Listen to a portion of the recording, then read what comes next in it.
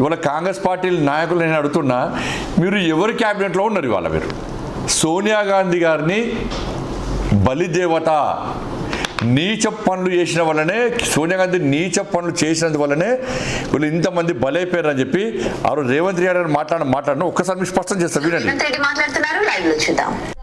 గుడి కట్టండి, బలిదేవత అని చెప్పి ఆమెకు బిరుదు ఇవ్వండి, అప్పుడు సరిగ్గా సరిపోతుంది. ఆమె నైజానికి, ఆమె చేసిన నీచమైన పనులకు 1000 మందిని బలి తీసుకున్నందుకు ఈ పార్టీ వాళ్ళు చేసే పనులు కూడా తెలంగాణ ప్రజలకు కళ్ళగట్టినట్టుగా ఉంటది. కాంగ్రెస్ పార్టీని తిట్టినటువంటి రేవంత్ రెడ్డి గారి క్యాబినెట్ లో మంత్రులుగా ఉన్నారు మీరు. ఫస్ట్ మీకున్న ఆలోచన, మీరు ఎవరి క్యాబినెట్ లో మంత్రిగా ఉన్నారు అని.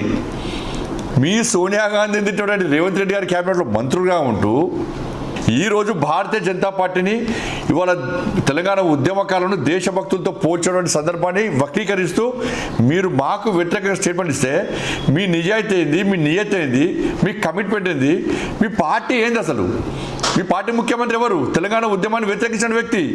అరే కరీంనగర్లో రణబేరి పేరుతో తుపాకీ పట్టుకోండి మీ రాష్ట్ర ముఖ్యమంత్రి. అప్పుడు తుపాకీతో బయలుదేరారు టీడీపీ ఎమ్మెల్యే రేవంత్ రెడ్డి.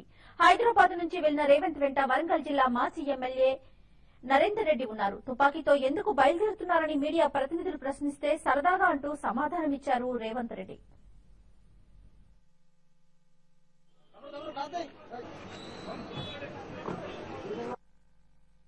తెలంగాణ ఉద్యమ సమయంలో ఉద్యమకారులను చంపడానికి ఇదే రాష్ట్ర ముఖ్యమంత్రి గారు అప్పుడు టీడీపీలో ఉండి తుపాకీ పట్టుకొని బయలుదేరాడు కరీంనగర్కు. దీనికి కాంగ్రెస్ పార్టీ నాయకులు సమాధానం చెప్పాలి.